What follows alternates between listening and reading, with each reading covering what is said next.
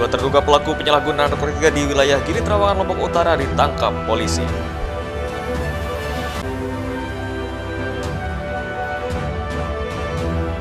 Razia peredaran gelap narkotika di sejumlah kos-kosan wilayah Kota Mataram diduga bocor.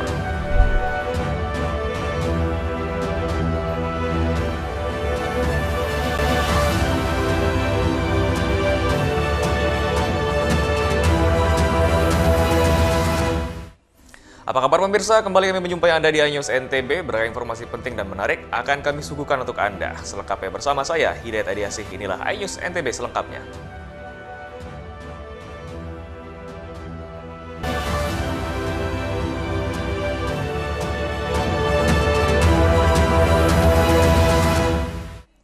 Kita awali informasi pertama pemirsa, dua terduga pelaku penyalahgunaan narkotika di wilayah Gili Trawangan, Lombok Utara ditangkap polisi karena menguasai ratusan gram ganja kering.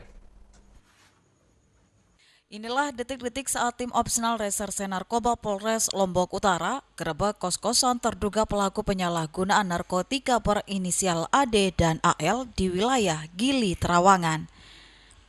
Keduanya digerebek karena diduga menguasai narkotika jenis ganja. Dari hasil penggeledahan badan dan lokasi, polisi menemukan ganja kering siap edar dengan total berat hampir mencapai 150 gram. Satu paket apa? Ganja berapa? Berapa? Tiga 3,70. Nah, berapa kali? Sudah berapa kali? Pertama. Baru pertama kali ini ditangkap. Sudah berapa kali? Sudah pernah masuk? Sudah pernah masuk? Berarti belum kapok? Ya? Sekarang. Kasih ini aja berarti, kalau nggak kapok kasih udah 2 kali. Ya? Pasal berlapis lah. Ya? 3 lagi. Mau? Jangan ya. Jangan merusak masyarakat. Ya? Kasat Narkoba Polres Lombok Utara menyatakan dari pemeriksaan polisi, salah satu dari pelaku disebutkan merupakan residivis kasus narkoba. Pertama kami menangkap yang tersangka inisial KD itu dengan barang bukti yang ditemukan itu 3,70 gram. Kemudian dengan ditemukannya barang bukti tersebut, kemudian dilakukan pengembangan ke tempat yang menyuplai barang tersebut. Kemudian kami tangkap di TKP kedua juga, di kos-kosan, tempatnya di Gili Trawangan juga, yaitu berinisial AL. Jadi tersangka di AL kami mengamankan barang bukti sebesar 142,73 gram. Guna kepentingan penyelidikan lebih lanjut, kedua tersangka diamankan di Mapolres Lombok Utara. Kedua terduga pelaku dijerat Undang-Undang Anti Narkotika dan terancam hukuman maksimal 20 tahun penjara. Dari Lombok Utara, Hari Kasidi, iNews melaporkan. Sementara itu pemirsa, razia peredaran gelap narkotika di sejumlah kos-kosan di wilayah Abian Tubuh Sandubaya Kota Mataram diduga bocor. Dari puluhan penghuni kos yang dites urin hasilnya negatif. Tim gabungan dari Reserse Narkotika Polresta Mataram bersama BNN Kota Mataram merazia peredaran gelap narkotika di wilayah Abian Tubuh Sandubaya Kota Mataram. Satu persatu kos-kosan yang dicurigai menjadi tempat peredaran gelap narkotika didatangi dan digeledah, dan penghuni kos pun langsung dilakukan tes urin. Dari 40 orang penghuni kos yang dites urin dinyatakan negatif. Kami dari Satres Narkoba Polresta Mataram bersama dengan BNNK Kota Mataram didampingi dengan Lurah Abian Tubuh Baru, malam hari ini telah melaksanakan kegiatan patroli dan pelaksanaan cek urin di beberapa titik di lingkungan Abian Tubuh Baru. Dari kegiatan tersebut didapati ada sekitar 40 warga di lingkungan Abian Tubuh Baru dengan hasil negatif, dan hal ini merupakan hal yang positif dan kami berharap program ini akan berlangsung secara progresif dan terus-menerus. Sementara nihilnya tangkapan dalam pelaksanaan razia yang ditenggarai marak menjadi tempat peredaran narkotika ini diduga karena sudah bocor. Abian Tubuh Sandubaya Kota Mataram disebutkan merupakan daerah zona merah peredaran gelap narkotika. Dari Mataram, Hari Kasidi, iNews melaporkan. Ya pemirsa, aksi ratusan massa di Polres Sumbawa Barat sempat diwarnai dengan kericuhan dan aksi saling dorong saat massa aksi menuntut dipertemukan dengan Ketua KPU dan juga Bawaslu Sumbawa. Demo ratusan massa menuntut dipertemukan dengan Ketua KPU dan Bawaslu Sumbawa di Polres Sumbawa Barat sempat diwarnai kericuhan. Aksi semakin ricuh saat massa aksi mulai melempari petugas dengan botol air dan kayu yang sudah mereka siapkan sebelumnya, dan kegiatan ini merupakan bagian dari simulasi pengamanan pemilu 2024. Kapolres Sumbawa yang menemui pengunjuk rasa meminta massa aksi untuk menyerahkan seluruh prosesnya ke pihak kepolisian. Dalam simulasi ini digambarkan massa aksi kecewa dengan hasil salah satu tahapan pemilu. Mereka menganggap ada kecurangan di dalam proses tahapan tersebut. Untuk kegiatan hari ini, jajaran Polres Sumbawa masa kegiatan simulasi Sispam Mako. Ini perlu kita latihkan, ingat karena kita ini sudah lama, dengan kesibukan keseharian, kita lupa akan bagaimana sistem pengamanan Mako kita. Oleh sebab itu hari ini kita melaksanakan kegiatan pelatihan Sispam Mako untuk antisipasi nanti ke depan, karena mereka tahun ini tahun politik, jadi untuk antisipasi gangguan-gangguan yang mungkin akan mengancam baik di kantor-kantor instansi pemerintah lainnya. Setelah mendapatkan penjelasan dari Kapolres, massa aksi kemudian membubarkan diri dengan tertib. Dari Sumbawa, Topan Iswandi, iNews melaporkan. Kami akan segera kembali, tetaplah bersama iNews NTB.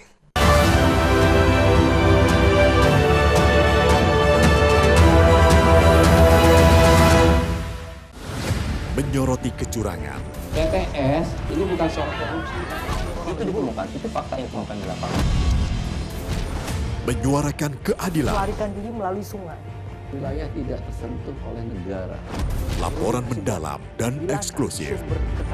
Saya akan tunjukkan kepada Anda. Mario Dandi, rebutan perempuan, gimana Ken? AB Plus setiap minggu pukul 8 pagi di iNews. Saya Aiman Wicaksono. Saya akan mengupas tuntas malam ini.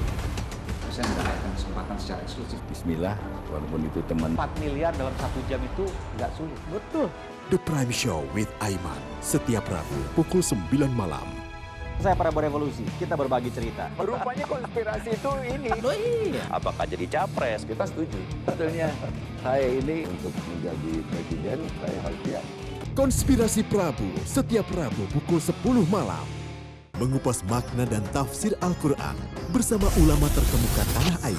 Kaumum min kaum khairun minal yadis suflah. Nggak bakal bisa dibayar oleh dunia dan seisinya. Jelas, lugas untuk kehidupan sehari-hari. Di antara yang merusak hati adalah buruk sangka. Wa aqimus shalah wa atuz zakah. Itu pun sejajar dengan jihad fisabilillah. Cahaya Hati Indonesia, Sabtu dan Minggu pukul 12 siang di iNews.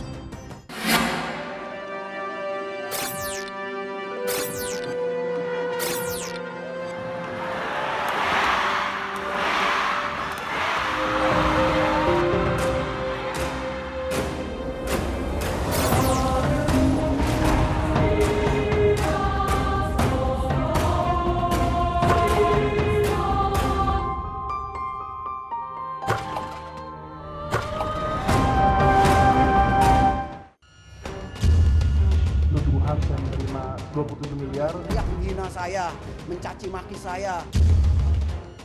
Hukum di negeri ini yang kalau nggak dikawal Legal berkedok rumah kasus mega korupsi bukan dipicu terkait masalah. Jangan bilang Anda tidak tahu karena kami sudah memberitahukannya. iNews File Sabtu dan Minggu pukul 9 pagi. Selamat datang di iNews Today. Lengkapi pagi Anda dengan update informasi terkini. Apa penyebabnya? Apakah karena aspal ruas jalan ini ambles membentuk lubang? Boleh nggak sih dikasih senjata? Nggak boleh. Saya punya di bawah supervisor. Kita akan langsung bergabung bersama Giselia Nurahmat. Sejumlah bahan pokok mulai mengalami kenaikan. iNews Today setiap Senin sampai Jumat pukul 10 pagi di iNews.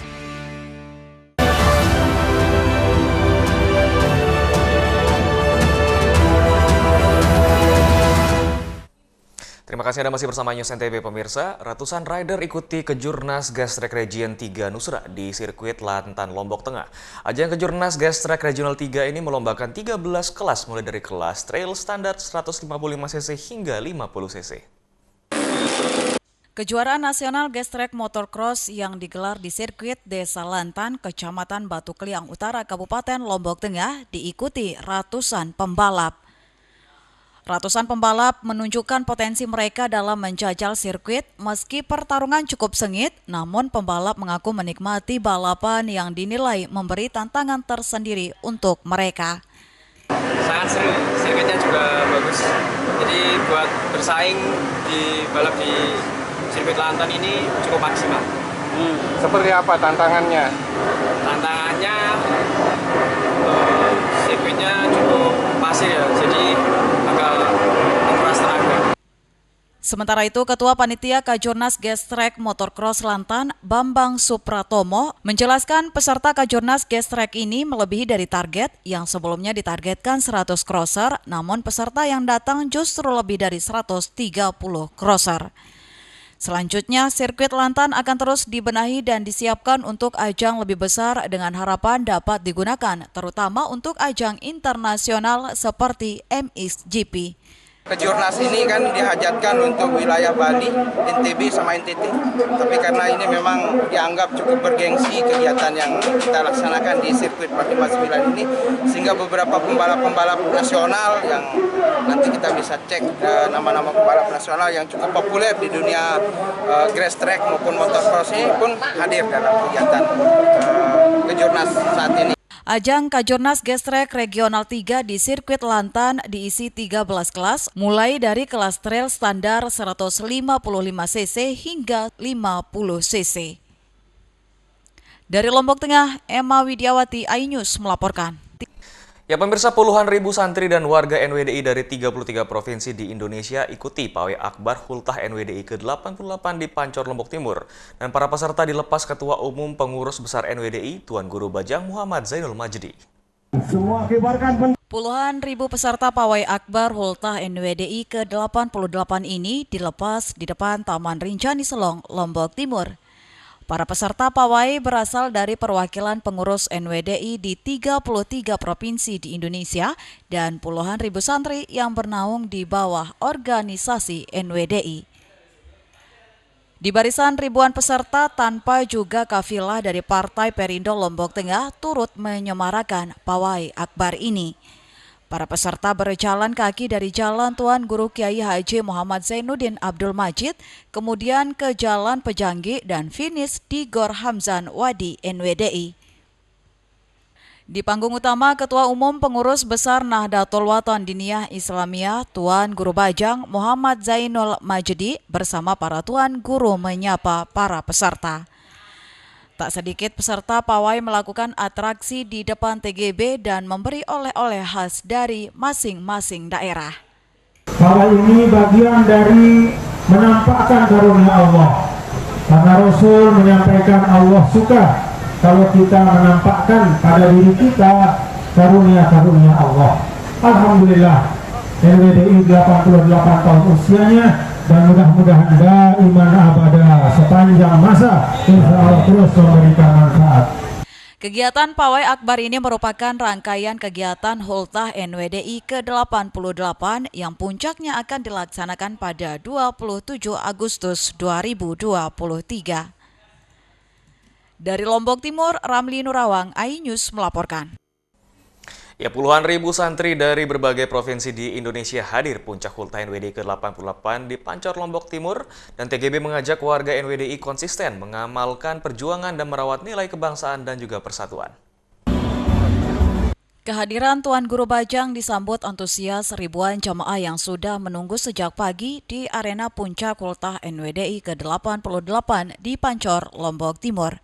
Acara puncak Hultah NWDI ini dihadiri puluhan ribu santri dan jamaah serta pengurus NWDI dari 33 provinsi dan perwakilan NWDI luar negeri yaitu Malaysia dan Mesir. Di panggung utama selain putri pendiri NWDI Hajah Siti Rauhun dan para zuriat, hadir juga Gubernur dan Wakil Gubernur NTB dan sejumlah masyaikh dari Universitas Al-Azhar Kairo. Di depan puluhan ribu jamaah, TGB mengajak agar seluruh warga NWDI secara konsisten mengamalkan nilai dan karya pendiri NWDI Maulana Syekh Tuan Guru Kiai Haji Muhammad Zainuddin Abdul Majid, terutama dalam merawat nilai kebangsaan dan persatuan. Sejak awal NWDI menjadikan nilai-nilai kebangsaan keindonesiaan sebagai konsep yang harus dijaga, dipelihara, karena bagi NWDI kita berislam ini berada pada ruang dan waktu, bukan berada pada ruang hampa. Nah, tempat kita berislam Indonesia, karena itu menjaga Indonesia itu bagian dari berjihad menjaga agama. Sehari sebelumnya, puncak hulta sebanyak 50.000 santri dan jamaah NWDI dari 33 perwakilan provinsi di Indonesia hadir di Pawai Akbar memeriahkan hulta NWDI ke-88. Dari Lombok Timur, Ramli Nurawang, iNews melaporkan. Kami akan segera kembali, tetaplah bersama iNews NTB.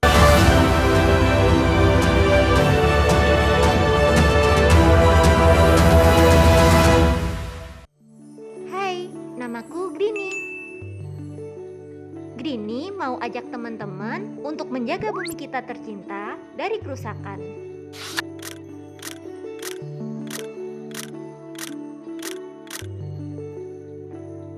Mau tahu gimana caranya? Yuk, hemat energi teman-teman.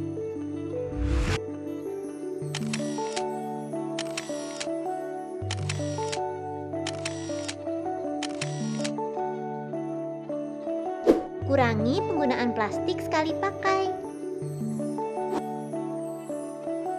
Terus mainan kita kalau udah nggak dipakai, sumbang ke teman lain yang membutuhkan.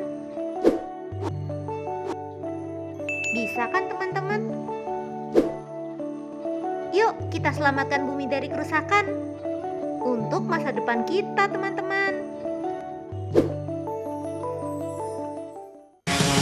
Kompilasi berita olahraga paling top dan sensasional, baik dalam dan luar negeri. Menyaksikan Top Sport bersama saya, Sanjika Ramai. Enak, bikin mata kita melek dan rasanya mantap. Temani weekendmu bersama program kuliner spesial. Kalaparan, eksplor gokil wisata kuliner. Hidden Gem, tempat makan yang jarang terekspos. Food Diary, mengupas sejarah kuliner dan viral. Ini enak banget.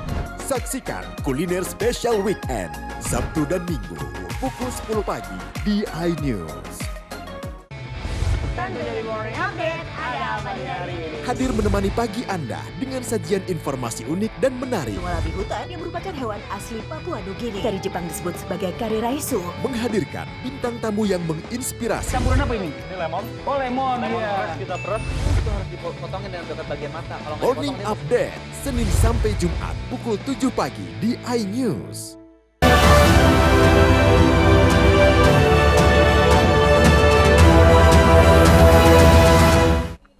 Ya, terima kasih Anda masih bersama iNews NTB pemirsa. Jika ada penat dengan kesibukan rutinitas sehari-hari, Anda bisa mencoba sensasi memetik stroberi di agrowisata Stroberi Sembalun, Lombok Timur. Pengunjung disuguhkan dengan hamparan perbukitan yang indah dan juga udara yang sejuk yang membuat rasa penat Anda hilang. Dan kalau Anda penasaran, berikut liputan selengkapnya untuk Anda.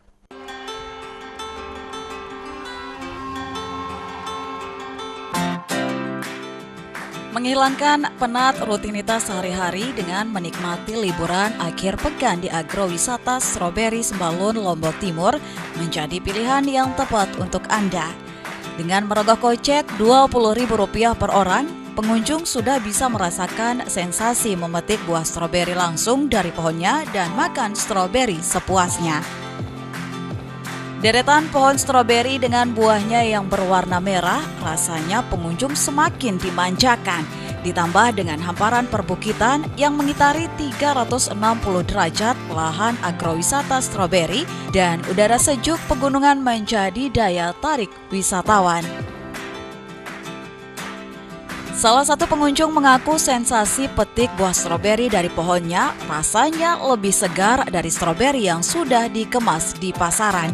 Dan ia sengaja jauh-jauh dari Mataram berkunjung ke agrowisata Stroberi Sembalun untuk menghilangkan penat dengan rutinitasnya sehari-hari. Buat teman-teman yang mau ngerasain sensasi petik stroberi dengan rasa yang segar itu ya datang langsung ke Sembalun. Jadinya ini tuh benar-benar enak. Kalau di Mataram kan ini rasanya kecut ya, tapi di sini seger. Kecutnya tuh jadi seger karena suasana dinginnya itu.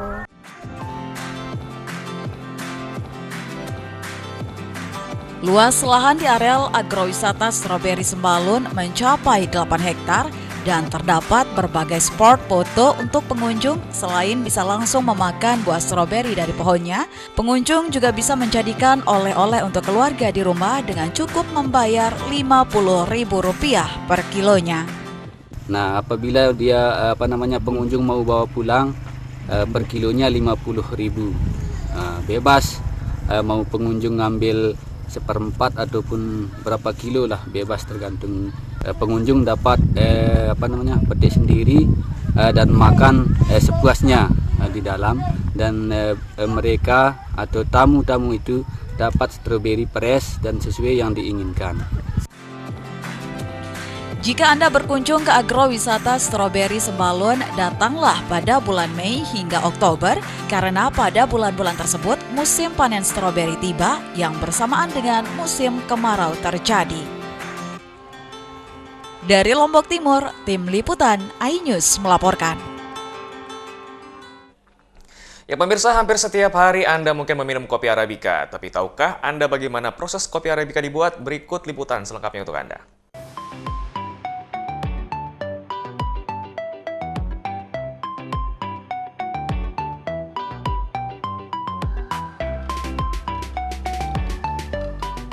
Di Desa Gololobos, kopi Arabica Manggarai tumbuh subur di kebun-kebun milik warga. Pada masa panen, warga bisa memanen hingga 1.200 liter biji kopi dalam 4 kali panen. Tanpa harus menggunakan pupuk buatan, tanaman kopi Arabica Manggarai tumbuh subur dengan kualitas biji kopi yang baik.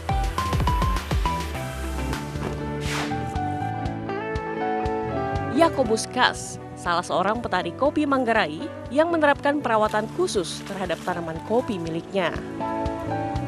Pengaruhnya kalau pangkas, dia punya biji itu tetap besar dia. Mutu kopi itu bagus. Yakobus memiliki kebun kopi seluas 1 hektar di belakang pekarangan rumahnya. Di pekarangan rumah saya, itu kan ditanam campur dengan cengkeh. Jadikan cengkeh itu sebagai pohon pelindung. Sebagai tanaman pelindung, cengkeh berperan mengendalikan cahaya matahari menuju pohon kopi. Selain terpaan sinar matahari, proses pematangan kopi Manggarai dipengaruhi pula kondisi geografis yang kering di dataran tinggi dan pengaruh angin dingin Australia, sehingga pematangan buah menjadi sempurna. Proses pasca panen merupakan salah satu kunci cita rasa kopi Manggarai. Setelah dipetik, pada hari itu sorenya harus dikupas, digiling.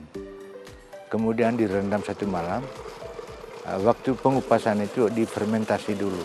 Besok paginya dicuci, lemak-lemaknya itu dikeluarkan habis.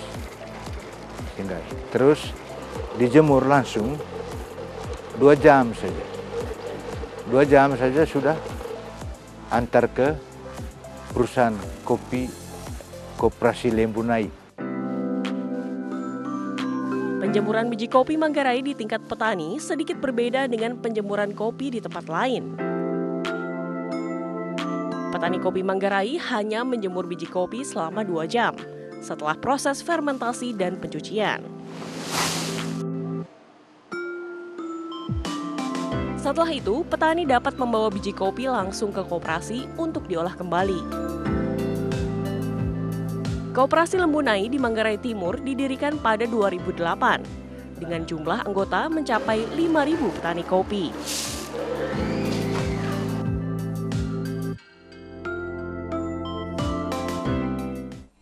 Ya pemirsa, objek wisata Taman Nasional Banti Murung Bulu Sangkar merupakan salah satu di antara geopark yang ada di Maros. Dan selain menikmati Sky Bridge dan juga kupu-kupu Helena dari atas ketinggian hampir 50 meter, pengunjung dapat berjalan di atas jembatan sambil menikmati pemandangan yang indah.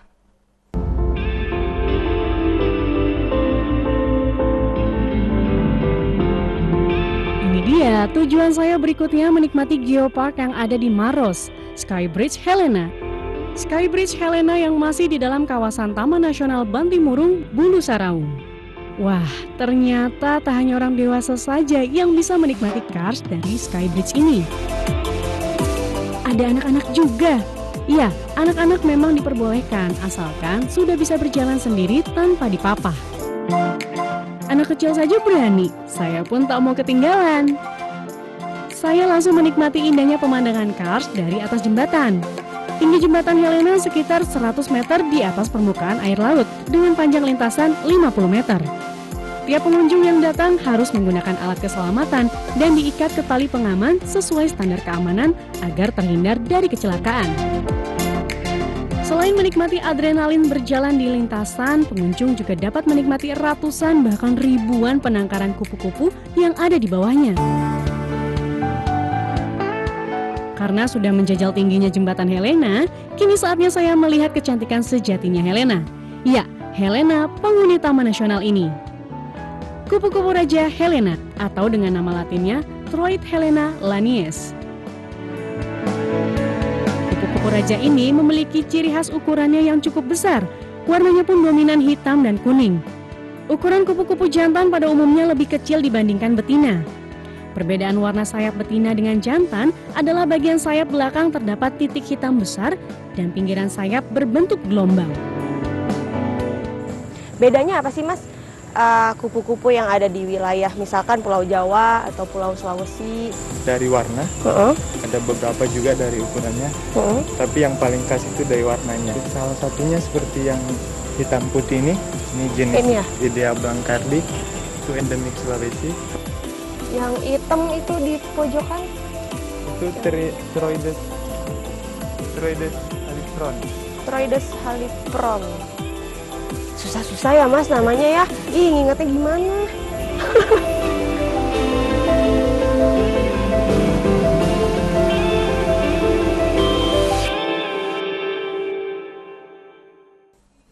Ya pemirsa, senangnya informasi tadi sekaligus menutup perjumpaan kita di Anyus NTB kali ini. Saya Hidayat Adiasi, mewakili yang bertugas pamit. Terima kasih dan sampai jumpa kembali.